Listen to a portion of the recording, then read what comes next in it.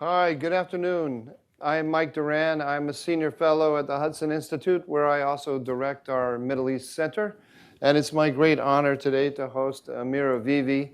He is the CEO of the IDSF, the Israel Defense and Security Forum, also known as the Bitonistim. He is, after having a distinguished career in the Israeli military, he has become one of the most I would say, accurate analysts of the war. I'm really interested in talking to him about every front in the war. But before we do that, I want to talk to you a little bit about what IDSF is, and also why you have been such an accurate analyst of the war. I had the pleasure of sitting on a panel with General Avivi in Budapest a few months ago. And he was incredibly optimistic about the war, and he's been optimistic about it all along. And he made a number of predictions there that turned out to be 100% correct. So I want to get to the source of your accuracy, but before that, perhaps you could just tell us a few words about IDSF, what it's trying to do, and how it fits in the firmament. So, I served 30 years in the IDF, and as a combat engineer, battalion commander, brigade commander, deputy division commander. And there were two things that really, really impacted me in my service. One, I saw a continuous decline in Zionist education in Israel in connection to patriotism, to our story, to why we are here. People started taking things for granted. Okay, Israel exists. We don't need to deal with Zionism anymore. We don't need to educate people, connect them to our history, our heritage, to Judaism. And I saw how this was starting to impact the society and even the army in many ways.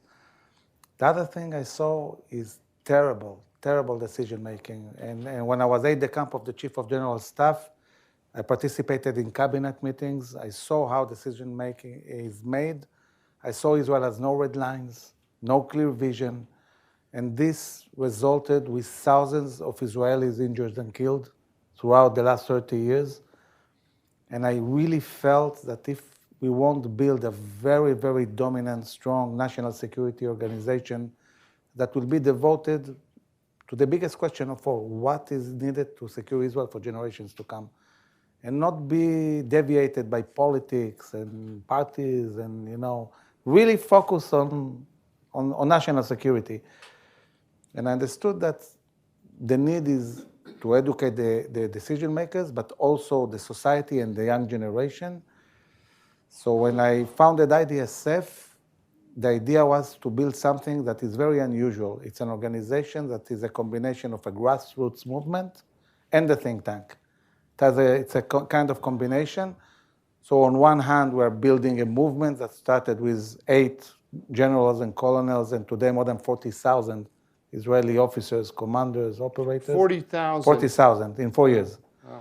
It's growing very fast. So a lot of grassroots activity. We build very serious education programs for the young generation in high schools and pre-army programs. We are building our own pre-army program this year for the first time, one of many that we're going to build, really impacting the young generation. We understood that we have to talk to the society. We do that through media, social media. From almost zero presence in Israeli media and international media of the voice we bring, today we dominate national TV in Israel, radio, newspapers. And last but not least, and this is maybe more similar to what Hudson does, is working with decision makers. We build a research department. It's not a think tank like Hudson, but it's a research department. Sorry if I can interrupt you there. I found very useful that you guys put out a weekly summary of what's going on in the war. Right. And I find it very useful. I crib from it often, actually. Yeah. I shouldn't admit that here. We do a lot of practical stuff, but we have to grow it more. And we work very, very closely with the Israeli government. We met with Netanyahu multiple times in the war. Every major decision the government took, we were involved. We meet with diplomats, and we also develop our relations here in Washington in the European Union. So it's very diverse, and we do many things. But it has different pillars we operate along, they amplify each other, and it makes the organization very, very impactful. I was surprised from your answer here that you started with lack of Zionist education. I expected you to just launch in and talk about military policy. But somehow you're saying during your military service you saw a connection between lack of Zionist education and security policy. Can you give me some examples of what you mean? How the lack of education generated a bad security policy? Yeah, so first I want to tell you that in the way we view national security, what makes national security national? We say that national security is first and foremost about national values. It's about connection to the vision, to what the nation wants. Take Britain. There's a big difference between Britain, a nation where the sun never sets down, or Britain, an island. It's a different vision. And then talking about how you would build an army and so on, it's a completely different vision. It will be a different national security approach. It starts with national values. What do you want to achieve? And I'll tell you a short story. I was battalion commander in Operation Defensive Shield, and I found myself fighting in the fiercest fight I've ever experienced in my military career. 10 months, day and night, fighting with my soldiers. And after 10 months, my soldiers were really, really tired. And then the command told us, you have 3 weeks to organize. We are going to 10 months more. It was really hard. So I take my 800 soldiers to speak with them. And as I'm speaking with them, I found myself asking them a very strange question to ask an Israeli soldier. How many of you have ever in your life been in Jerusalem? Half of my battalion has never stepped foot in Jerusalem. Wow. Israeli soldiers. And the ones that were in Jerusalem, half of them have never been in the Kotel. And I understand that, I have great kids. They have no clue what they're fighting for. And this is why it's so hard. And I had only 3 weeks, 1 week vacation, 1 week to organize the equipment, and 1 week of training. To train a battalion like mine, that is 4 months. And I take a decision, a very unusual decision. My battalion is not going to train the only week they have. They're going to Jerusalem. And I took the battalion for a whole week to David City, connecting 3,000 years back, to the Kotel, to the tunnels, the old city. I took them also to the Knesset. And in the last day, 800 soldiers sat at the president's house and spoke with the president of Israel. When this battalion went back to the battlefield, it was a completely different battalion. They excelled in combat to such an extent that after 3 months in the battlefield, the chief of staff calls me to his office. And he asked me, Amir, what's going on with your battalion? It's excelling in a way that no other battalion is excelling. And I told him, it's all about spirit. It's all about understanding what we are fighting for. And I can tell you that even this war we're fighting from the 7th of October, it's not going to be won because of the munitions or how many units we have or our advanced technologies. It's all about spirit. It's spirit that is going to win this war. I'm surprised that I guess I never really thought about it. I just assumed that every Israeli school kid would be taken to Jerusalem. It doesn't happen in school? No. I mean, obviously not. Unfortunately not. And also throughout the years, the amount of education you get today, and I'm talking mainly about the secular society, because of course religious Zionists is different. How much Bible studies you have, how much really connection to Zionism. Israel stopped telling the story. And many kids, by the way, once you disconnect them from the story, it's very easy to push them to adopt other narratives, like the Palestinian narrative. They have this. They have the program Birthright here, where the organization takes American Jews and takes them to Israel. You need to have an Israel birthright where you take go from Netanya to Jerusalem. So actually what we are doing today, what IDSF is doing today, is mobilizing thousands of officers to the high schools, to the pre-army programs, and doing a kind of birthright with the Israeli society, which is funny. It's not supposed to happen, but it's needed, and it's amazing. I think I lectured probably more than 100 lectures in the last 2 years to young generation. When you start talking to them values, you see the eyes sparkling. They immediately connect. They need a story. They need to connect to something that is much bigger than them. And the moment you do that, they really engage, and you see this generation now in the battlefield, in Gaza, in Lebanon. It's a very special generation.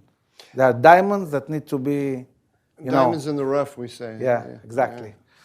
So let's move to you then a little bit in your predictions in the war, because you really have distinguished yourself as a very, very insightful and accurate predictor of what was going to happen. More accurate, and I hate to say it, but more accurate than I've been. And you've also been more optimistic all along. And so can you, in fact, I said to someone about you early on in the war that he has too much swagger about him. There's too much optimism here. There's a lot of things that are going to go wrong or can go wrong. And you proved me wrong. And I want to try to understand what the source of the clarity of your thinking was.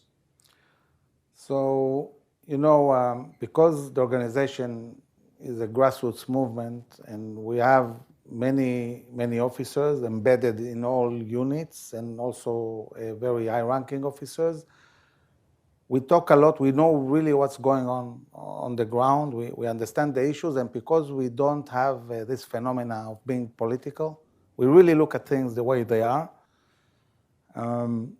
We were able to, on one hand, see the risks, and this is why 2 years ago, some of the generals in my organization approached me and said, Amir, listen, we sense that something really bad is happening. Let's discuss this. We did an in-depth discussion, and it resulted with the understanding we're going to war. War is coming. So we're not only optimistic, we also see... When was this? This was in January 2022. There is a video of me speaking about this assessment we wrote, saying, one, our enemies are not deterred. They're preparing for war. There won't be an alert when war comes. And we need to start with Gaza. We need to conquer Gaza. Everything that you would imagine, that should have been said before this war, we said it. We wrote a very extensive national security assessment, 300 pages. We presented it to everybody, to the former government, to Netanyahu, to the head of Mossad, to the National Security Council, to the president, to the Knesset. We spoke in conventions. We said war is coming. What is the name of that assessment? I don't remember the name in English. Oh. Yeah, it's a national security, 2022 national security assessment. And on the cover of this assessment, we put a picture of a frog being boiled in a pot. And Netanyahu asked us, Israel is the frog being boiled. And we said, this is Israel. It's being boiled in a pot. They say about frogs that if you throw them... This didn't make you popular at the time. No. If you throw a frog into boiling water, it will jump out, right? But if you put it in cold water and heat it gradually, maybe at a certain stage it will think it is in a jacuzzi or something, but at a certain point it will cook and die. And we talked about 4 potential existential threats that are starting to intertwine between them. One, Iran and all its proxies. So all this war, everything that's happening now is one threat out of 4, which we talked about.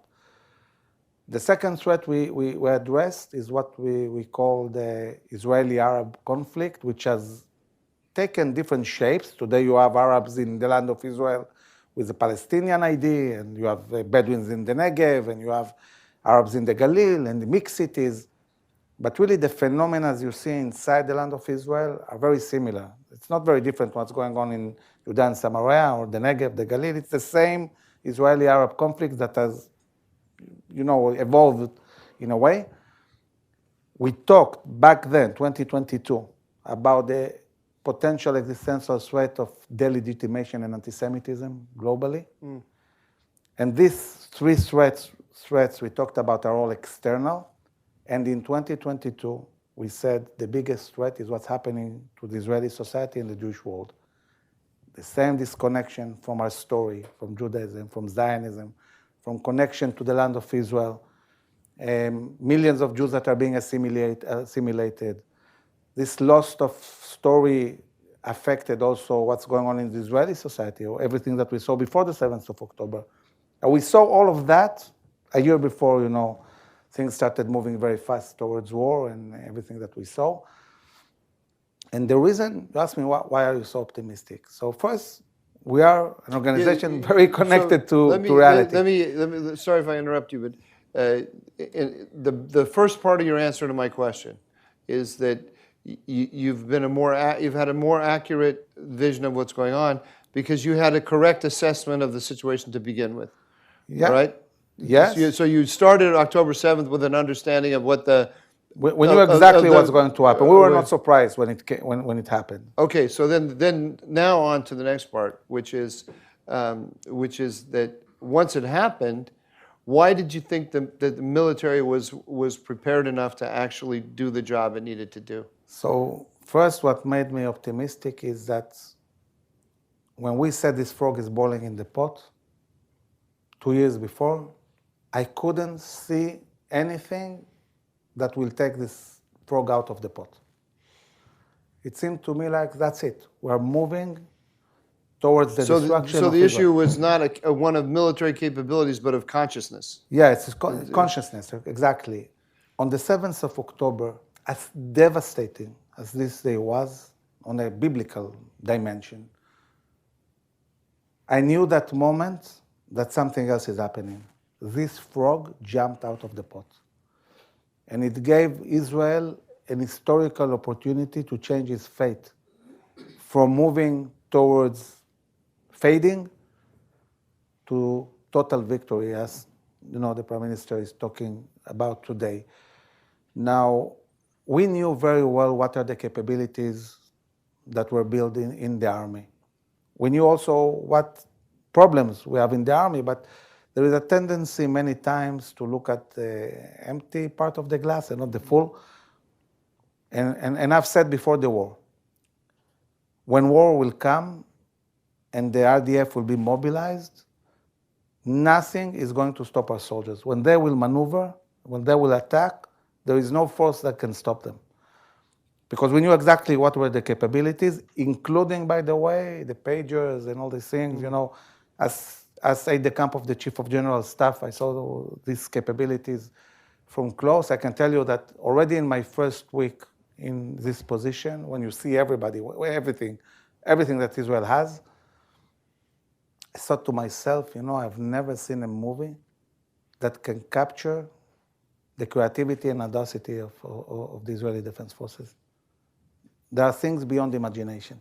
It is actually, if this was in a movie, the pager story, if it was in a movie also followed by the killing of Nasrallah, you'd say, oh, well, it's kind of fanciful. Exactly. This kind of thing doesn't actually happen in real life. And I can tell you that even after a year of war, Israel hasn't used many of its unbelievable capabilities that maybe we'll see using against Iran.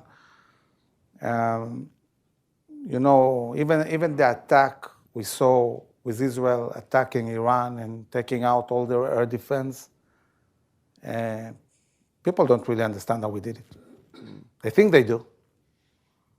But there are many capabilities that people are not aware that Israel has.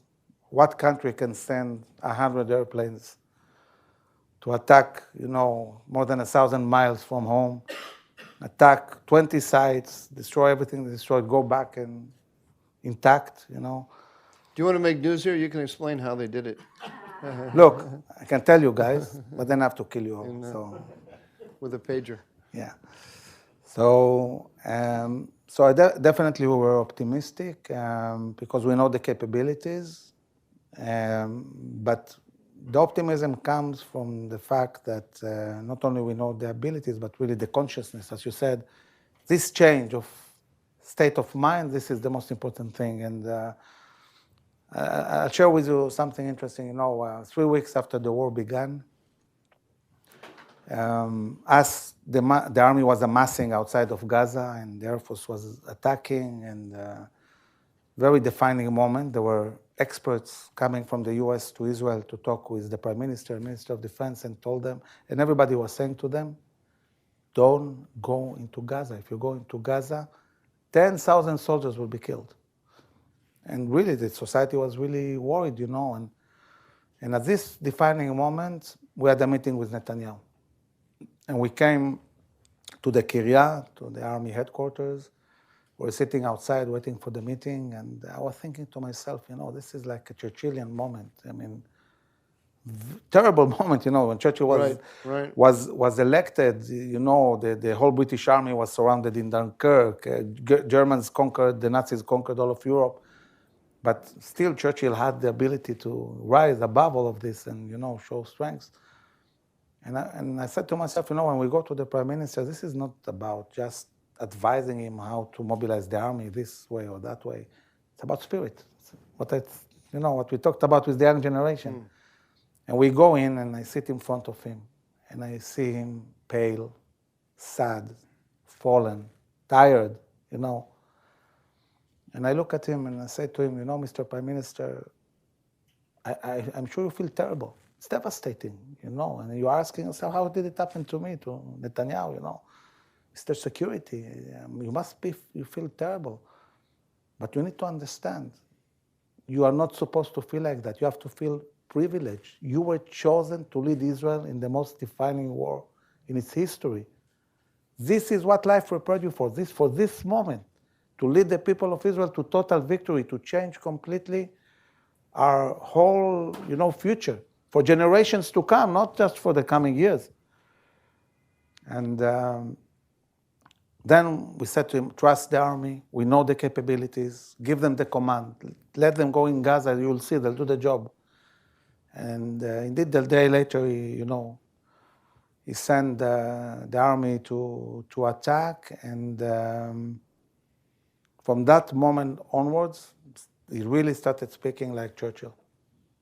Total victory. I hadn't thought of it like that, but it was now that we know the Americans were pushing him hard not to go in, it was actually a very hard decision to make, because there had just been this blow. There is the chance of losing a lot of soldiers. I wrote a book about Eisenhower, and he said something that really surprised me in his memoir. He said the second hardest decision he had to make after the decision to send the forces in on D-Day in World War II was the intervention in Lebanon in 1958. That intervention was the least costly intervention in American military history. 2 soldiers died, one in a car accident and one from a sniper. That's it, only 2.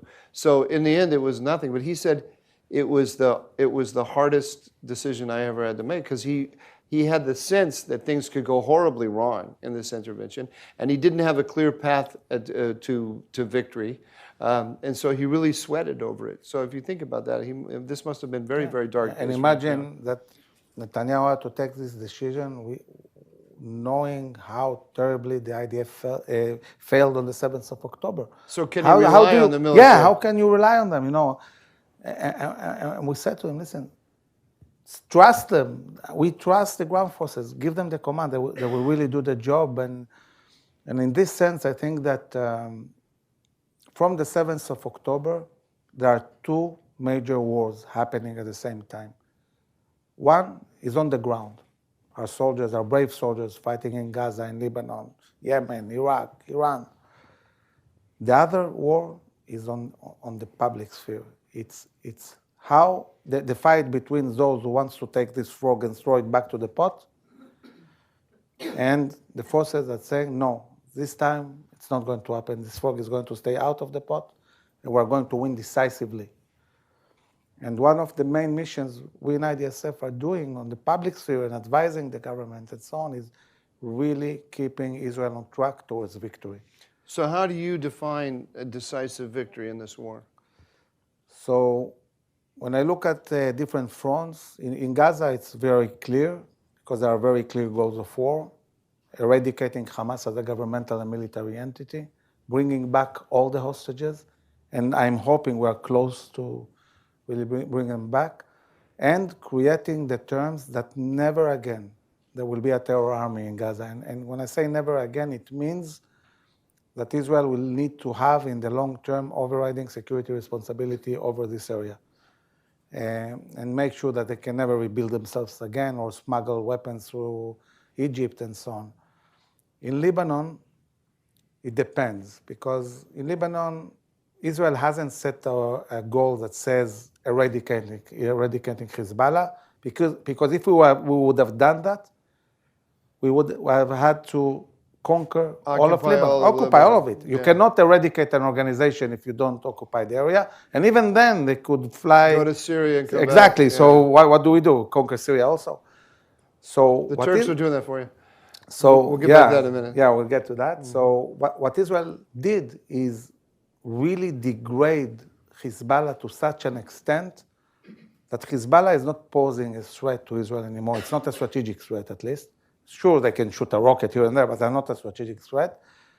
And we degraded them enough for giving a chance to the Lebanese and the international community to move forward towards dismantling them and implementing the Resolution 1559. But we understand that in order to move that, at the end of the day, you have to deal with the head of the snake. And total victory also means making sure that Iran will never, ever be able to be nuclear. We have to destroy their nuclear sites. We have to degrade dramatically their military capabilities. I don't think Israel is in the position of putting a goal of war that says bring down the regime. That's more complicated. The US might do that, but not us. But definitely hitting their capabilities and hopefully bringing down the Shia axis. And I think this is happening now in a very defining moment. Israel has stripped them from their strategic depths. We destroyed all their air defense. And at this defining moment, Trump is stepping into office. We handed the US the Middle East on a silver platter. Now the question is, what is the US going to do about it? And we are hoping to see a strong, resolute administration that understands that if the US wants to build global deterrence, they need to at least attack the weak link of this Chinese, Russian, Iranian front, and this is Iran. So let me restate what you just said in different words and see if you agree with it. That the ceasefire in Lebanon is a bridging mechanism. It's not an end to the war. It's a pause on the Lebanese front and a bridging mechanism to move the priority front to the Iranian nuclear program.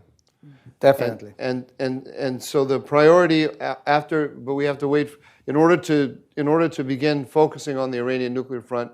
We have to wait for the arrival of Donald Trump, and then hopefully Israel and the United States can coordinate strategies to destroy the Iranian nuclear program. Is that? Yeah, it's very accurate, but it's important to understand it's not a complete pause because Israel is attacking daily. Any attempt of Hezbollah to rebuild itself will be met with an Israeli attack, and we are not going to let Hezbollah again rebuild itself. Not now, probably not ever. So Israel is still proactive. It's still degrading them. It's still attacking. They are very deterred.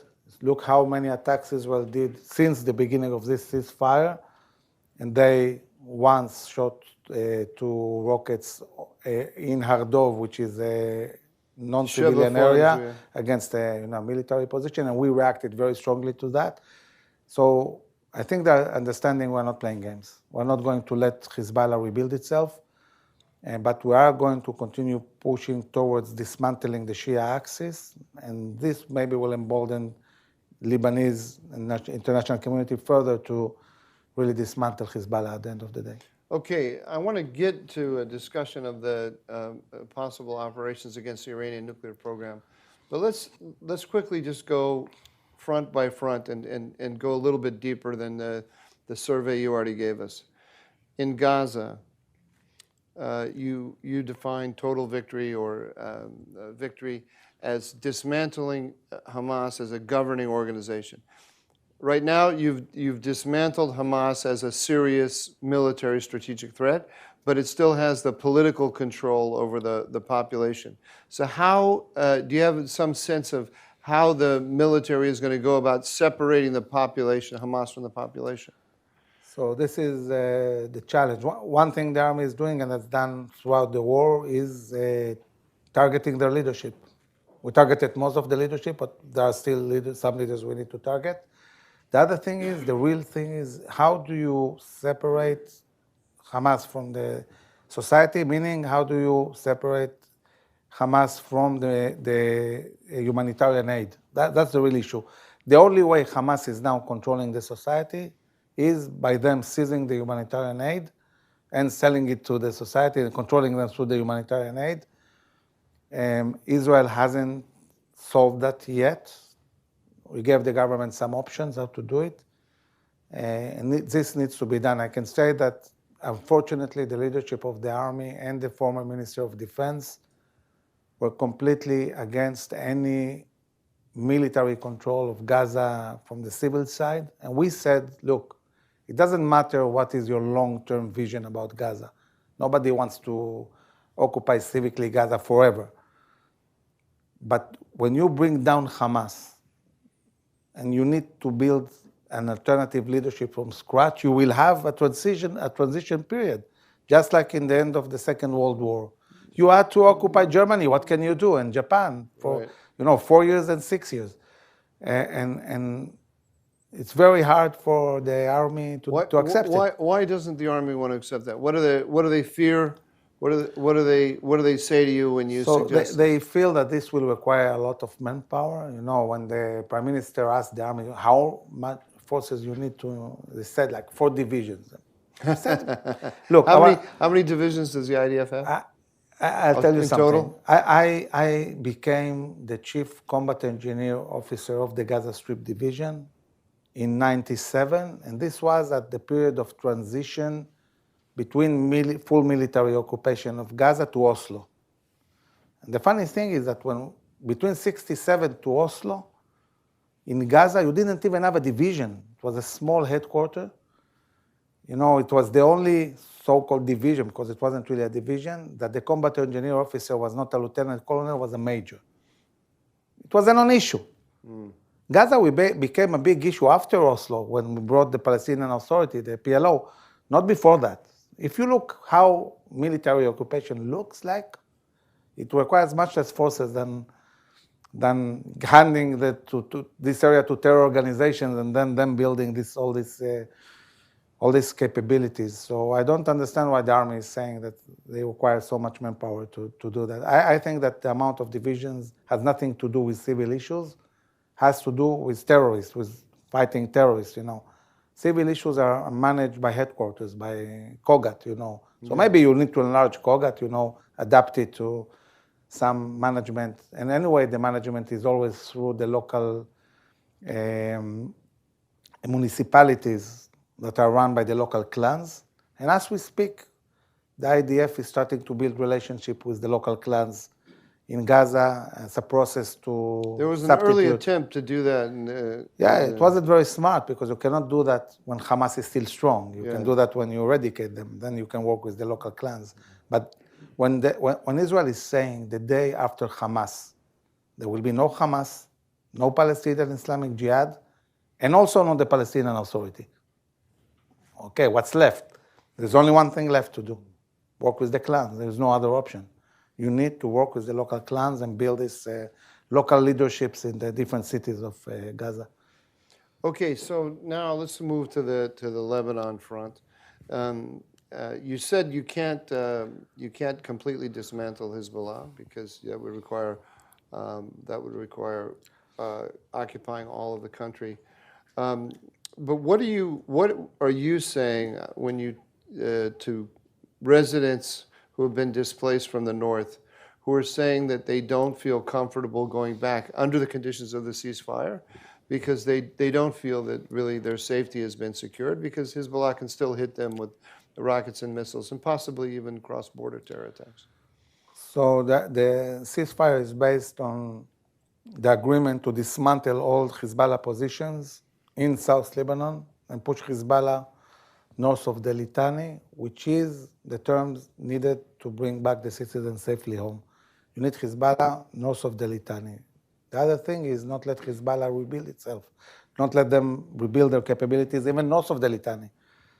But you don't, I'm assuming, just on the character of your thinking, you don't really believe that the Lebanese armed forces or UNIFIL is going to do that job of pushing Hezbollah north of the Litani. So I think the chances are not very high, and I think that maybe the IDF will have to go in again and clean all of South Lebanon.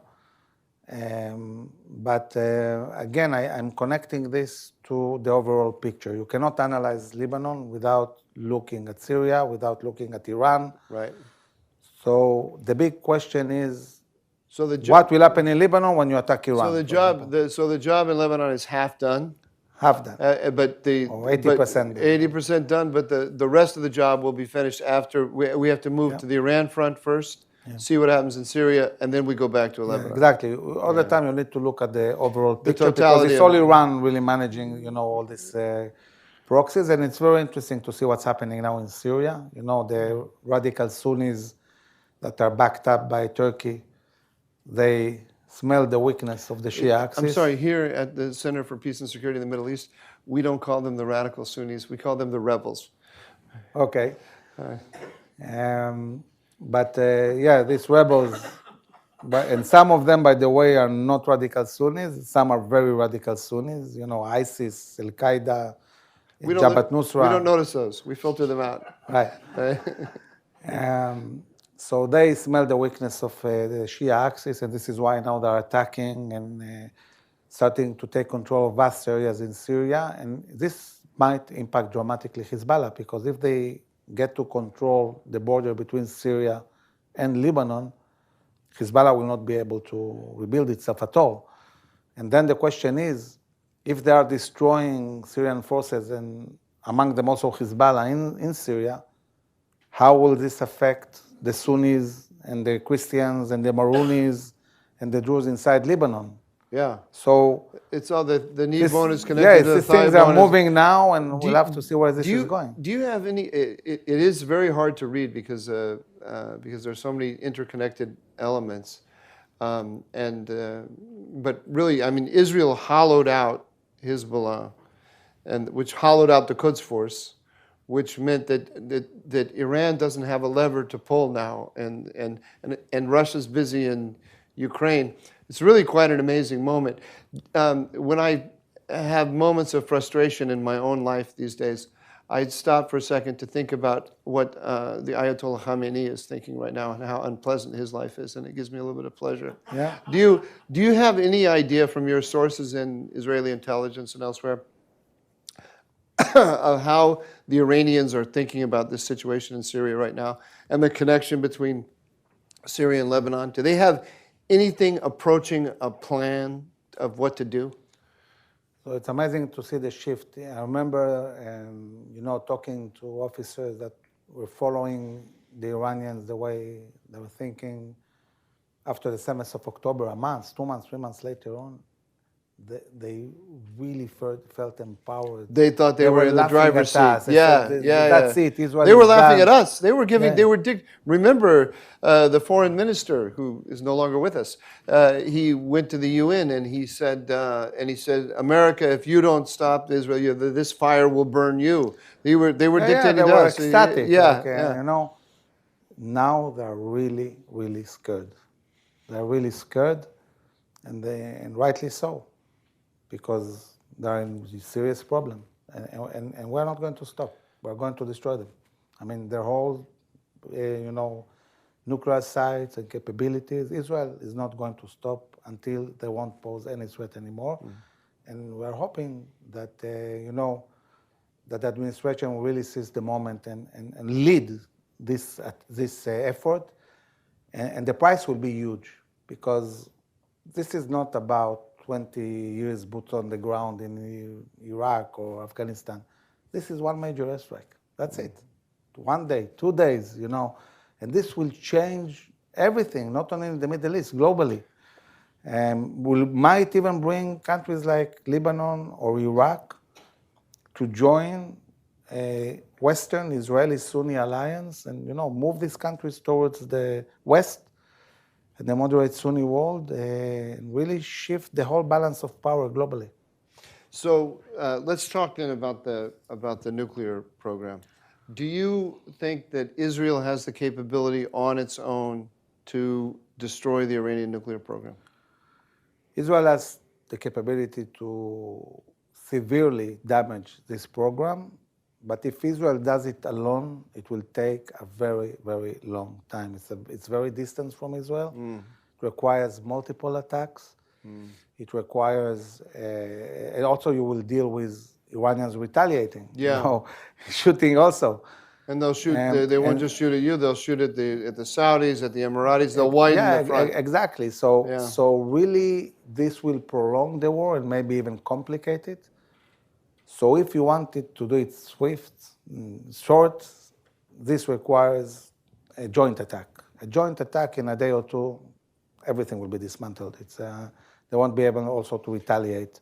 And if they try to, the message would be very simple. If you shoot one missile on, let's say, Saudi oil, your refineries will be destroyed and you won't have any oil. So I think it's not difficult to deter the Iranians from doing what they did back when they attacked Aramco. When you say a joint attack, do you mean that Israel will attack the sites and the United States will have enough forces in place to deter Iran from widening the front? Or do you actually need the United States capabilities? No, I see the strategic bombers. There are certain sites that it's better to attack with B-52s and exactly, with very heavy weapons. Much heavier weapons, if you want to do it thoroughly and really get it over with. And I think when the U.S. looks globally at its ability to be a leader, make America great again, deter China from invading Taiwan or the Russians for further aggression, you need to show that at least in one place you are willing to use military power. And Iran is the weak link. I've said that 2 years ago. Now you see it. They're weak. They're defenseless. We took out their air defense. We saw what they're capable of, and it's not much. So there is a lot to gain from a short, pinpointed attack on them.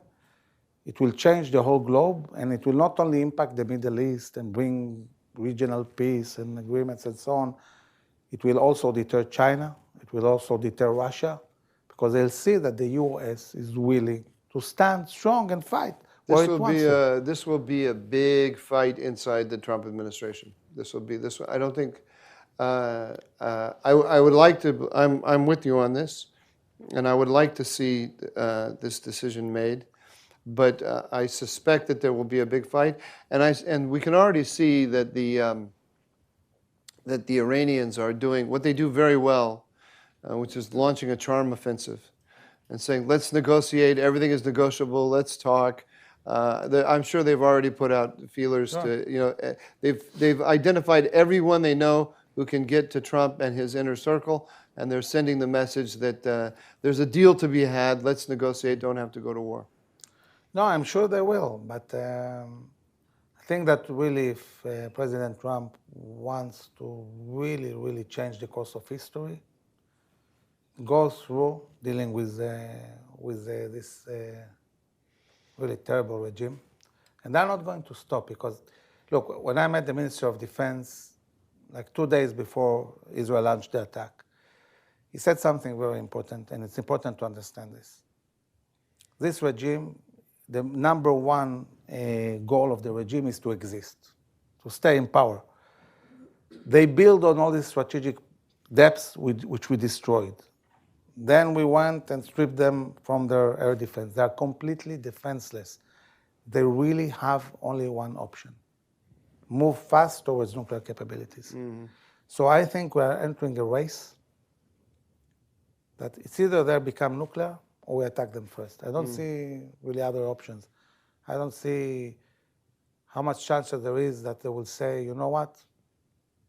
Yeah, we'll dismantle the nuclear sites. I mean, they saw what happened to Libya, to Gaddafi when he dismantled his nuclear, capabilities. They're not going to do this mistake. They won't do that.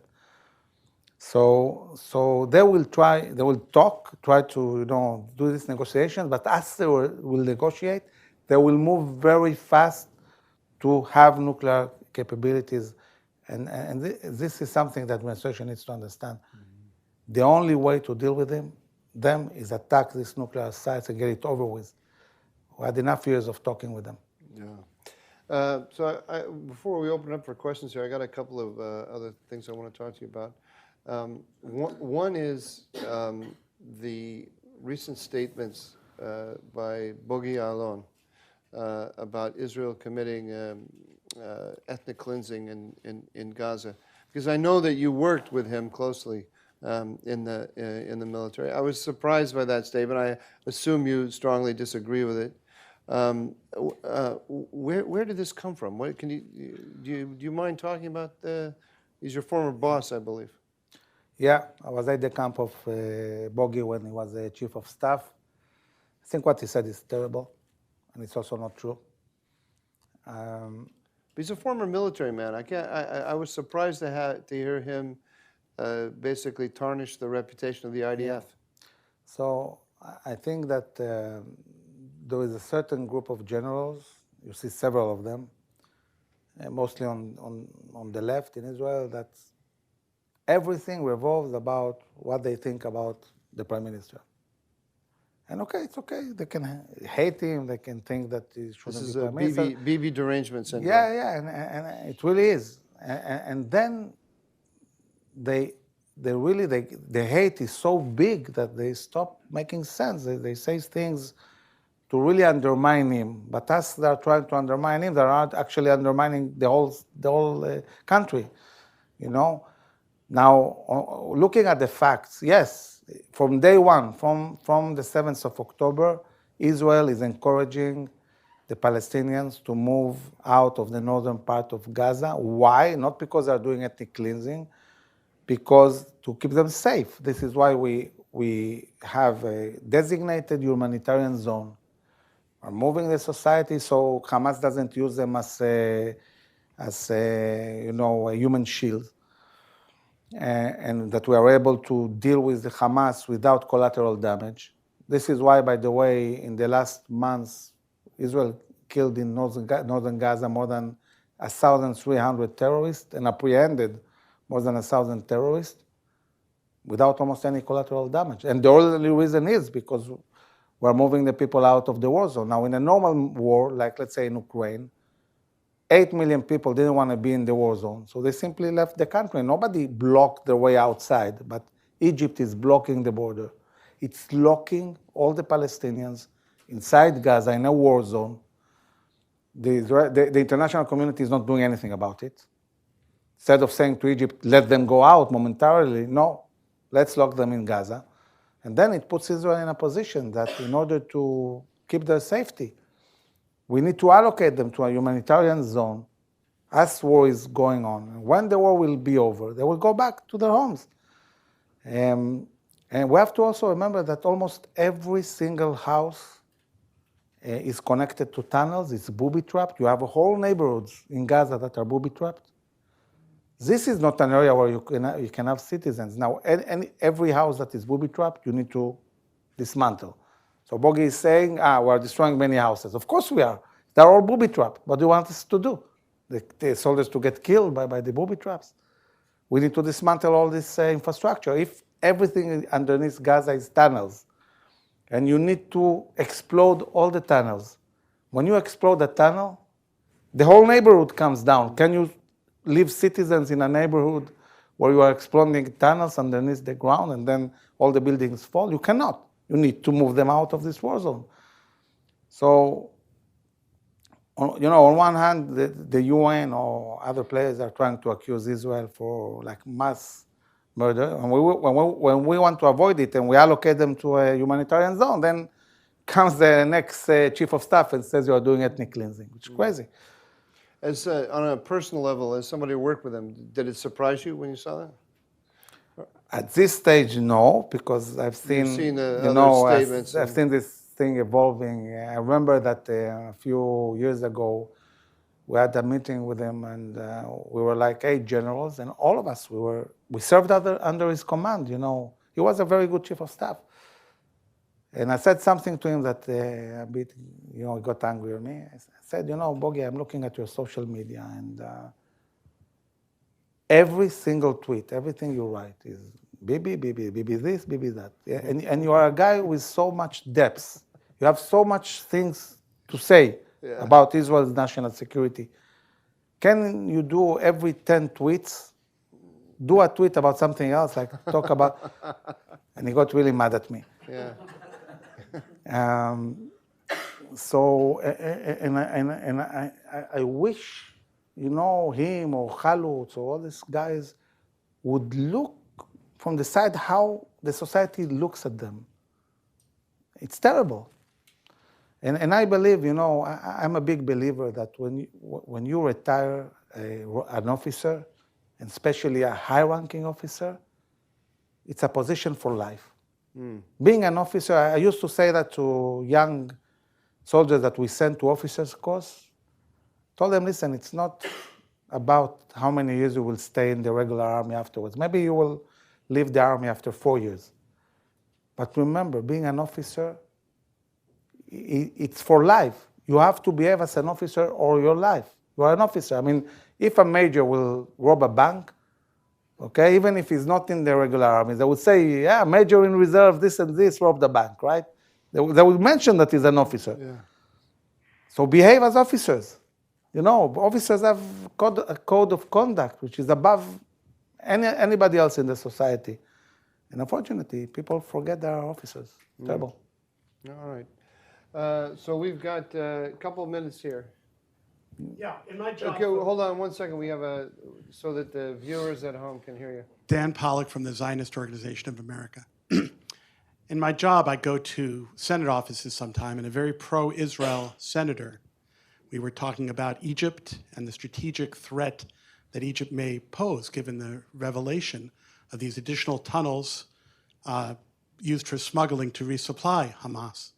And he said, this is a staffer who's fairly pro-Israel, he said there's a difference of opinion about the facts. And I've heard from you and other Israeli sources that there are extensive tunnels that were active at the time that Israel went into Rafah. Is there a dispute about the facts about the tunnel system in Egypt?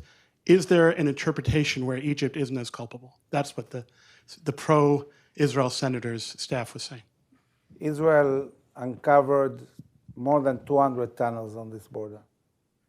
And the Israeli intelligence knows exactly who is smuggling.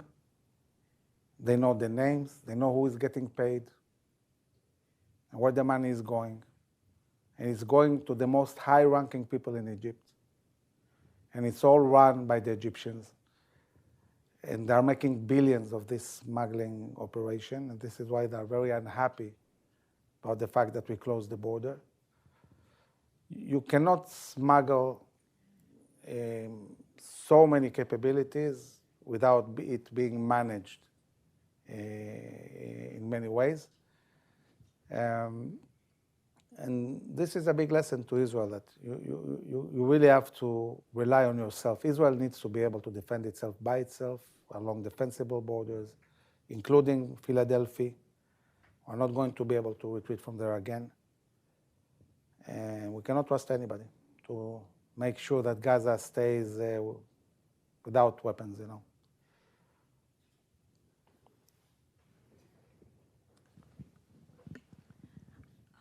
Quite a few people from my studies, from school, foreign students, talked to me, and also in my travels around the world, Europe, Middle East, spoke to me about how their countries were harmed and the people suffered after the end of how the world was reconfigured after World War II.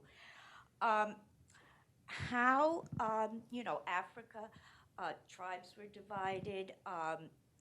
Eastern Europe, I'm still a lot of hardship in those countries. And of course, the Middle East. How can you build peace out of all that pain? And how can Judeo-Christian countries unite to build, both peace and also, if needed, to unite against a foreign adversary, a friendly adversary? Thank you. Thank you.